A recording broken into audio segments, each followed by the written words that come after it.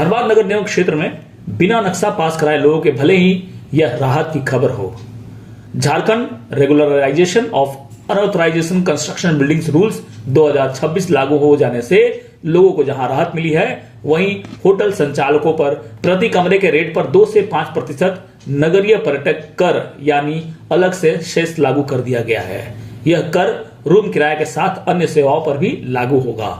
इधर इस फैसले का होटल संचालकों ने एक स्वर में विरोध भी शुरू कर दिया है। होटल एंड रेस्टोरेंट एसोसिएशन का कहना है कि हमसे पहले से ही कई टैक्स वसूली किए जा रहे हैं, ऊपर से यह नया कर उन पर बोझ सौंपने जैसा है। इस नियम के तहत सभी होटल संचालकों को 7 दिनों के अंदर पंजीकृत कराना अनिवार्य है, जिसके लिए हर होटल संचालकों को यूनिक आईडी दी जाएगी। समय पर कर जमा नहीं करने पर जुर्माना वसूलने का भी प्रावधान किया गया है। दूसरी तरफ नगर निगम बिना नक्शा पास कराए मकान बनाने वालों के लिए भवन नियमित करने वास्ते 31 दिसंबर 2024 तक बने भवनों को नियमित करने के लिए भवन मालिकों को अगले 60 दिनों के अंदर ऑनलाइन आवेदन अपलोड करना होगा। इस योजना के तहत रैयती जमीन पर बने मकान ही नियमित हो पाएंगे, जिसमें अधिकतम 3 मंजिला मकान या अधिकतम ऊंचाई 10 मीटर ही मान्य होगा। 2-3 दिन पहले ही नियमावली प्राप्त हुई है होटल सेस के रिगार्डिंग। उसमें जितने भी हम लोगों के यहाँ पर होटल हैं धनबाद नगर निगम क्षेत्र में, उन सब का रजिस्ट्रेशन कराना है।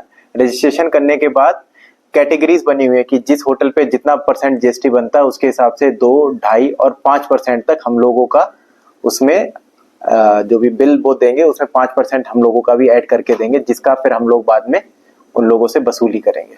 तो ये एक जो मेजर चेंज आया है और हमको लग रहा है कि इससे हम लोगों को रेवेन्यू में काफी फायदा होगा।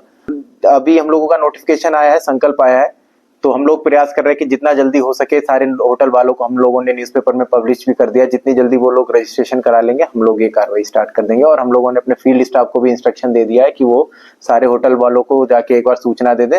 और आने वाले 1 हफ्ते के अंदर हम लोग, चूंकि नया एक्ट आया है, बहुत सारे लोगों को अभी अवेयरनेस भी नहीं होगी, तो उनके लिए हम लोग एक वर्कशॉप टाइप का रखेंगे जिसमें जो भी इसके प्रावधान है उन लोगों को बताए जाएंगे। नियम में कार्रवाई होगी, वो नियमानुसार कार्रवाई की जाएगी। नियमावली देख के हम लोग आपको डिटेल में बता पाएंगे। नियमावली रेगुलराइजेशन के लिए उसमें प्रावधान है कि अगर किसी का जो घर है या कोई भी बिल्डिंग है वो G+2 या 10 मीटर हाइट तक है या फिर 300 स्क्वायर मीटर तक है, तो उसको हम लोग रेगुलराइज कर सकते हैं। उसके प्रावधान दिए हुए हैं कि वो किस रेट पे रेगुलराइज किया जा सकता है, उसका भी डिटेल में क्राइटेरिया लिखा हुआ है। तो उसमें हम लोग भी इसको भी हम लोगों ने पत्राचार के वो न्यूज़पेपर के माध्यम से लोग पब्लिश किया है। और जरूरत पड़ेगी तो यहाँ पर जितने भी LTP वगैरह हैं उन लोगों को वर्कशॉप करके हम लोग उनको भी सूचित करेंगे, ताकि वो लोग भी अपने स्तर से लोगों को बता सके। एक बार सर्वे हो जाएगी, असेसमेंट हो जाएगा, उसके बाद ही इसमें हम लोग कुछ डिटेल में बता पाएंगे। क्योंकि अभी इसकी जानकारी मुझे जस्ट अभी मैं नियमावली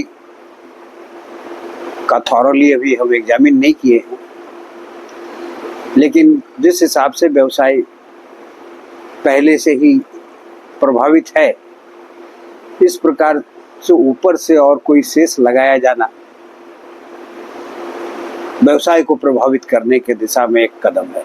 सरकार का जब आ गया अधिसूचना तो वो तो उसी समय से वो प्रभाव में आ गया, लेकिन आखिर सरकार के ही हम लोग भी है, सारे होटल वाले उन्हीं के हैं, हम लोग भी एक रिप्रेजेंटेशन करेंगे। लेकिन हमारा एक एसोसिएशन संघ के तरफ से एक बैठक होने के बाद हम लोग इस पर निर्णय लेते हैं। अभी तो हम व्यक्तिगत स्तर पे नहीं कुछ कर सकते हैं, बैठक के बाद ही इस पे कोई निर्णय हम लोग निर्धारित करेंगे कि क्या करना चाहिए, किस स्तर पे रिप्रेजेंट करना होगा। क्योंकि सरकार, विश्वास है कि सरकार इस पर गौर करेगी। ये तो जरूर था, सरकार के स्तर से जब कोई निर्णय लिया जा रहा हो तो मेरा मानना है कि उस समय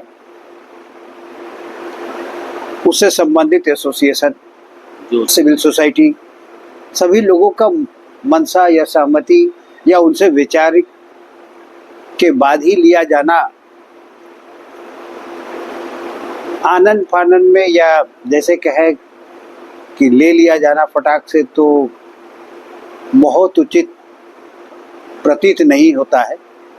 लेकिन अभी हम पूरा नियमावली और इस अधिसूचना का स्टडी नहीं किए हैं, तो अभी तत्काल अभी हम तो कुछ बोलने की स्थिति में नहीं है। अनटिल अनलेस इसका स्टडी कर ले और संघ का एक बैठक कर ले। सरकार से ही करना है सरकार, और हमको विश्वास है कि सरकार सुनेगी, बात को भी सुनेगी, कुछ ना कुछ तो जरूर सरकार इसका हल निकालेगी, क्योंकि उनके राज्य के तो वो मुखिया हैं ही और राज्य के हम सभी उनके प्रजा है, तो कहीं ना कहीं हमारे बात को दरकिनार नहीं करना चाहिए। कुछ एक सामंजस्य जरूर बनना चाहिए।